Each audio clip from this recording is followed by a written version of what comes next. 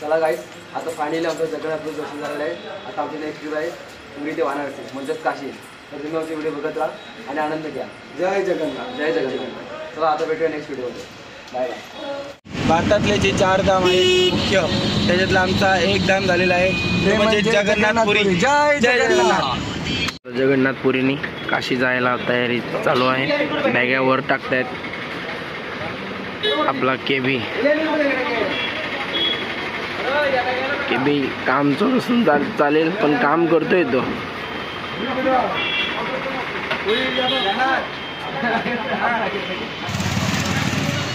चला लवकर बसून घ्या सर्वांनी. किती टाइम तर समजत नाही का, आपली ट्रेन आहे, लेट होत आहे. लवकर बसा. आले चला.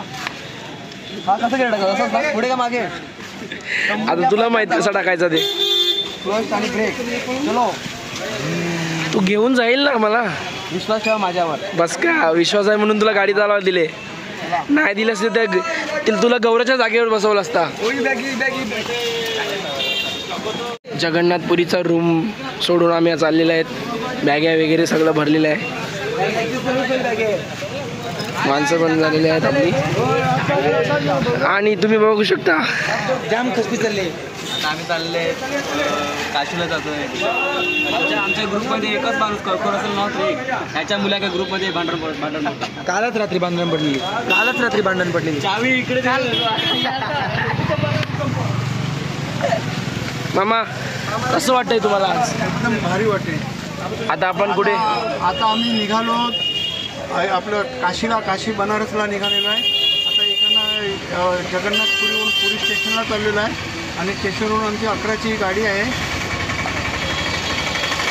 त्या गाडीने आम्ही आहे ना रवाना होत आहेत वाराणसीला. आता आम्ही पुरीच्या स्टेशनवर पोहोचलेलो आहेत. आमची काशीची ट्रेन 11 वाजताची आहे.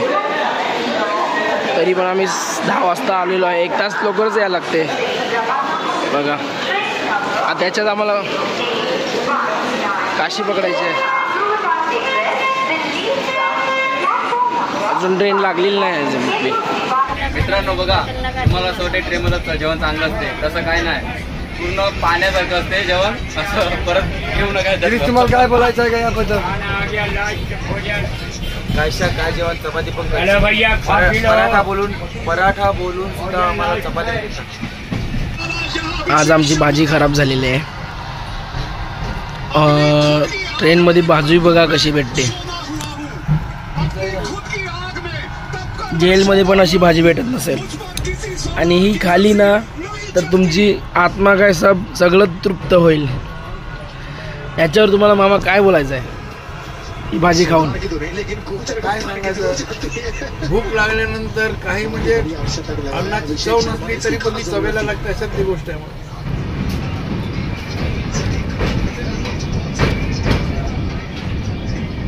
Night view. आता मामा आपण उद्या किती वाजता पोहोचतील? मला तरी अंदाज आहे का आज ही संध्याकाळी 8 वाजता गाडी सुटलेली आहे. तर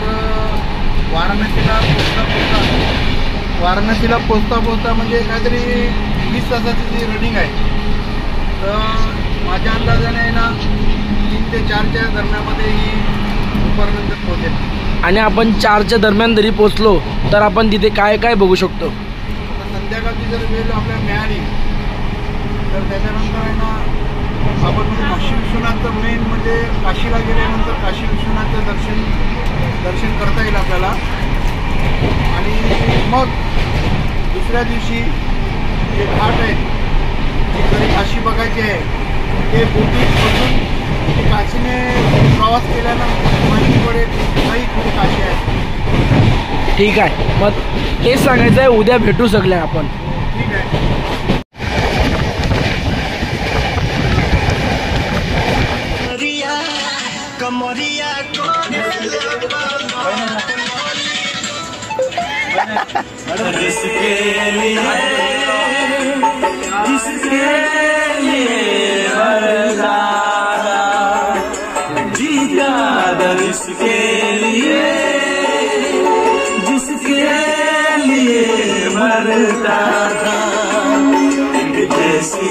लड़की थी जिसे मैं प्यार करता था.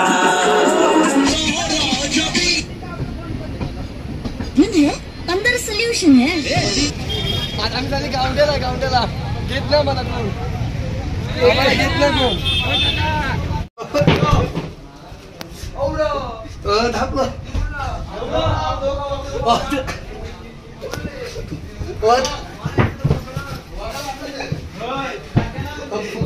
तर सर्वांना नमस्कार आणि शुभ सकाळ.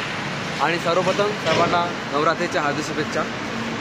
आता सकाळचे साधारणपणे 4:30 वाजलेले आहेत आणि मी काशीकडे जो गायघाट आहे तिकडे आंघोळीसाठी चाललेले आहे. कारण की काल आमची ट्रेन 10 तास लेट असल्या कारणाने आमचा कालचा जो काही प्रोग्राम होता, जे काही पाहणार होतो ते राहिलेलं आहे. आणि आजच्या दिवसामध्ये आम्हाला कालचं आणि आजचं जे काय पाहायचं आहे ते आम्ही आज पाहणार आहे. आणि ते पाहण्यासाठी तुम्ही आमचे व्हिडिओ बघत राहा आणि व्हिडिओचा आनंद घ्या. आणि मी आशा करतो की तुम्हाला पहिला व्हिडिओ आमचा आवडलाच असेल आणि त्यासाठी हा पार्ट 2 आहे. आणि पार्ट 2चा तुम्ही आनंद घ्या. याच्यात पण आपण तीच मजा करूया ती पहिल्या पार्टमध्ये केली आपण. चला, धन्यवाद, भेटूया. आता मामा आपण कुठे चालले? आता आपण आहे ना काशीमध्ये आलेले आहेत आणि आता आम्ही निघालो नदीवरती आंघोळ करण्यासाठी. सर्व जेवढे घाट आहेत त्याच नदीवरती आम्ही निघालो आहे. काशीच्या नदीवरती तिथे आहे ना गायघाट म्हणून आहे ना. आता मी तिकडे चाललेलो आहे आणि तिथे नदीमध्ये आंघोळ करणं स्नान करून आहे ना. त्याच्यानंतर बोटीने जे काय काशी म्हणून आहे ते बोटीने आम्ही जाणार आहेत. आणि बोटीने जाऊन आहे ना मनकर्णिका जो घाट आहे ना त्याच्याच बाजूला ललिता घाट आहे तिकडे आम्हाला बोट तिकडे सोडणार.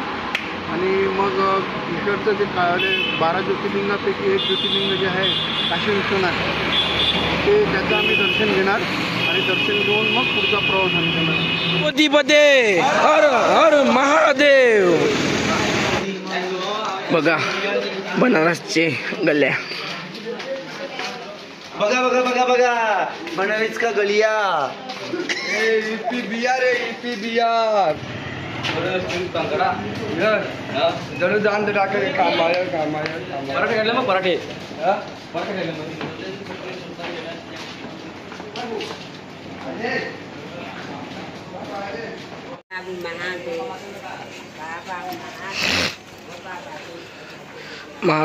महाशमशान.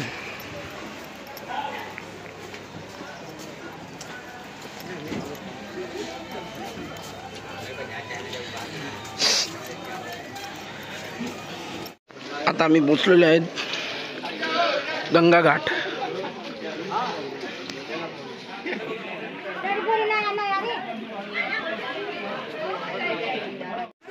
आता आम्ही गया घाटला पोचलेलो आहेत. पाहू शकता तुम्ही. आता आम्ही अंघोळ करतो आणि थोडं पाप करतो कारण की खूप पाप केल्यात आम्ही. इकडे येते आता पाप केल्या. आता काय माहिती दुसरी इकडे होतात का नदीमध्ये अंघोळ करता करता.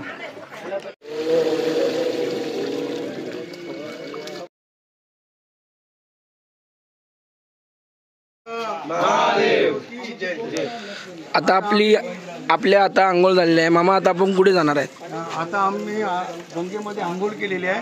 आंघोळ करून आम्हाला आहे ना इथे पूर्ण जे काशीमध्ये जे घाट आहेत जसे गाय घाट, परशुराम घाट, मनकर्णिका घाट असे घाट आहेत. ते जर घाट बघायचे असतील ना तर आपल्याला बोटीने जायला लागते.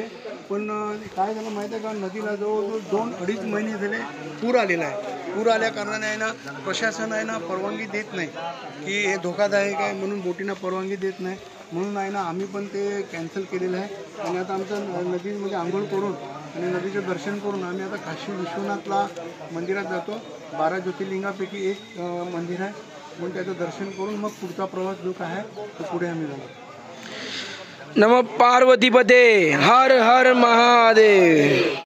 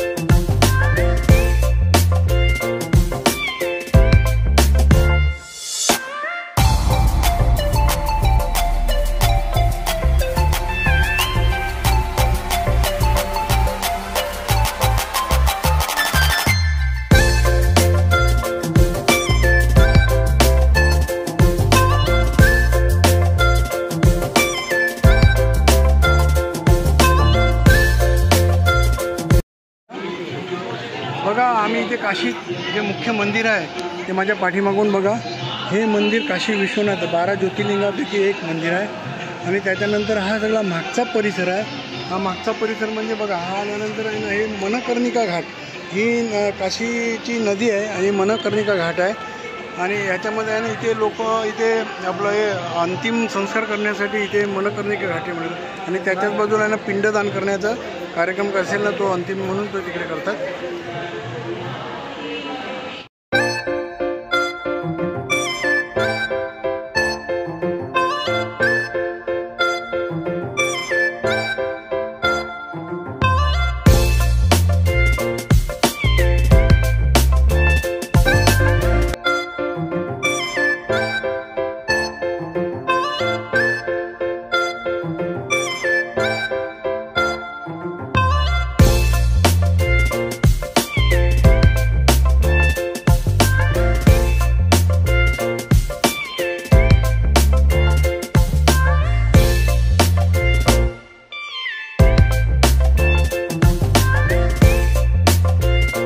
आता आपण मणिकर्णिका घाट इथे जात आहेत.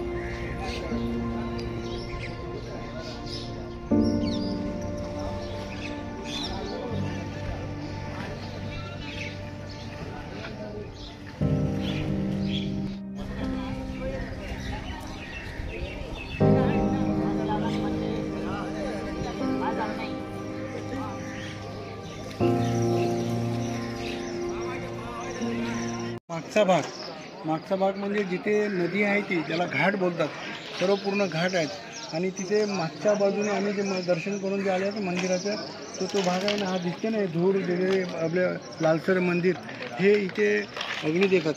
मनुष्य मेल्यानंतर काय इथे अग्नी देतात आणि मोक्ष प्राप्त होते असं म्हणणं आहे. आणि त्याच्यानंतर आहे ना हे नदीमध्ये येतात. आता इथपर्यंत आम्ही आलेलो आहेत. आणि ही पहा, हे घाट आहे, पूर्ण नदी आहे. नदीला थोडं पूर आलेला आहे म्हणून त्याच्यामुळे ह्या बोटी बंद आहेत. नाहीतर बोटीने ही खरी काशी बघायची असेल तर बोटीने बघायची असते. आणि हे बघा, हे पूर्ण घाट आहेत. हां, तर अजून आम्हाला तुम्हाला आपल्याला बघायला मिळालं असतं, परंतु काय माहिती आहे का, नदीला जास्त पाणी असल्याकारणे अजून खाली गेले नाही. पूर्ण घाट आहे. ललिता घाट, परशुराम घाट, मणिकर्णिका घाट, गायघाट ह्या बाजूला राहिलं पण इकडे आलेलं आहे. आणि तो शेवटचा जो टोक दिसतो ना, तिकडे संध्याकाळची गंगेची आरती होते. तर मंडळी, आता आपण मणिकर्णिका घाट आहे तिकडे आलेले आहेत. आणि तिकडे आपल्याला तिकडले स्थानिक रहिवासी भेटले आहेत. ते आपल्याला काशीबद्दल काय थोडी माहिती भेटते, ते आपण ऐकून घेऊ आणि तुम्ही पण ऐकू. काशी अपने में, काशी इसका नाम है काशी अविनाशी, जिसका कोई अंत ही नहीं. काशी 80 से वर्णा, इसी का नाम है वाराणसी. और काशी अपने में अनंत और अद्भुत है. और काशी में 51 शक्तिपीठ है, 8 भैरव, 64 योगिनी, 84 कोस परिक्रमा काशी का, 12 आदित्य सूर्य हैं, 12 ज्योतिर्लिंग है, 51 शक्तिपीठ है, 56 विनायक हैं. और 64 योगिनी 84 कोस परिक्रमा काशी का है, जिसमें अनंत देवी अनंत देवता है काशी के अंदर। ये मनकनिका घाट है, जो शमशान बहुत पहले से है, जहाँ माता पार्वती श्री भोलेनाथ इसी मनकनिका पे कई हजार वर्ष तक उन्होंने तपस्या किया। और कैलाश पर्वत से जब माता पार्वती बाबा भोलेनाथ काशी सब जगह परिक्रमा करते हुए अवंतिका हरिद्वार पूरी करते हुए आए, तो उनको आकर के यही थे काशी में आनंद मिला। तो इस क्षेत्र का नाम है आनंद वने, गौरी मुखी कंटक विराजे। ये आनंद वन है, पुराने दस्तावेजों में इसका नाम आनंद वन है, मनकनिका घाट। जब पृथ्वी कलिकाल में कलयुग में जब अंत होगा, तो सारे पृथ्वी पर अंत हो जाएगा, सब जलमग्न हो जाएगा, सिर्फ काशी बचेगा त्रिशूल पे। वही एक नष्ट नहीं होगा, बाकी सब नष्ट हो जाएगा। इसी का नाम है काशी अविनाशी। जो पृथ्वी संसार समाप्त हो जाएगा, सिर्फ काशी बचेगा त्रिशूल पे। और उसका कभी न अंत हुआ, न होगा, न कभी होने वाला है। ये रहस्य आज का नहीं है, ये अनंत का है। और बाबा भोलेनाथ माता पार्वती कैलाश पर्वत से जब चली हैं, तो यही पुष्पकरणी कुंड में स्नान किए, जो माता का कुंडल गिरा था। और इसी जगह पे उन्होंने बहुत तपस्या किया। पहले गंगा नहीं थी, बाद में गंगा आई हैं। उस समय बाबा भोलेनाथ माता पार्वती बहुत तपस्या कर रहे थे। माता को प्यास लगा तो बाबा से बोली कि अब कुछ पानी मिल जाता, पी लेते या स्नान कर लेते। तो बाबा भोलेनाथ बोले कि धैर्य रखिए, आएगा। तब तक विष्णु भगवान साक्षात सामने आकर के दंड और प्रणाम किए माता पार्वती और शिव को। उन्होंने अपने सुदर्शन चक्र से पुष्पकरणी कुंड का उद्घाटन किया, जो आज भी जीवित है। वो पुष्पकरणी कुंड, उसी में माता पार्वती बाबा भोलेनाथ स्नान किए, माता का कुंडल गिरा और माता पिता दोनों उसी जगह स्नान किए। एक ब्राह्मण को क्या नाम है, माझी को मिला वो कुंडल, फिर वो ब्राह्मण के हाथ में गया। फिर उसको दक्षिणी पीने से पेट का जो है पीड़ा दूर होता है। बगल में नागेश्वर महादेव हैं, जो 12 ज्योतिर्लिंग में उनका दर्शन करने से शक्ति मिलती है, स्वयं है।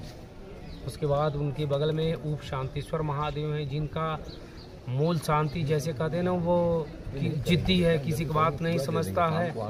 वो जिद्दी है, किसी की बात नहीं समझता, बात को नहीं सुनता, चिड़चिड़ा मिजाज है। उप शांतिश्वर का दर्शन मूल शांति पूजन होता है। तो उप शांतिश्वर का दर्शन करने से आपका ग्रह नक्षत्र शांत हो जाएगा, सही होगा। उसके बाद आगे आप चले जाइए, काल भैरव मंदिर है, काल भैरव का दर्शन करिए, जो 8 भैरव हैं। 64 योगिनी 84 कोस परिक्रमा काशी का है। ये भैरव जो हैं काशी के कोतवाल हैं, सबसे बड़े भैरव हैं काशी कोतवाल। काशी में कोई भी आफत आती है तो वो बाबा से स्वयं जा कर के उनसे आज्ञा लेते हैं कि क्या इस काल को अंदर आने।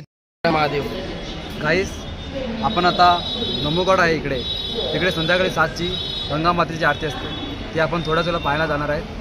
तर आता आम्ही थोडे फ्रेश होतो, तयारी करतो आणि आरतीसाठी जातो। आणि तुम्ही सुद्धा आरती घ्या आणि गंगे मातेचं दर्शन घ्या। हर हर महादेव।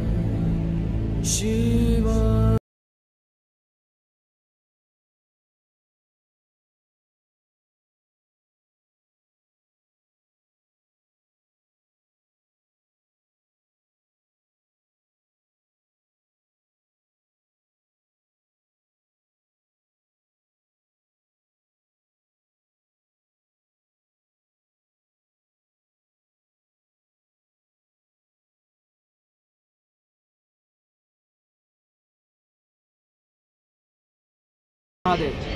तर गाईस, आता आम्ही इकडले जे सर्व घाट आहेत ते घाट पाहून आलेले आहेत. जसं की आता आपण धमुघाट पाहिला, काल आपण गायघाट पाहिला, मणिकर्णी घाट पाहिला, लीलावती घाट पाहिला.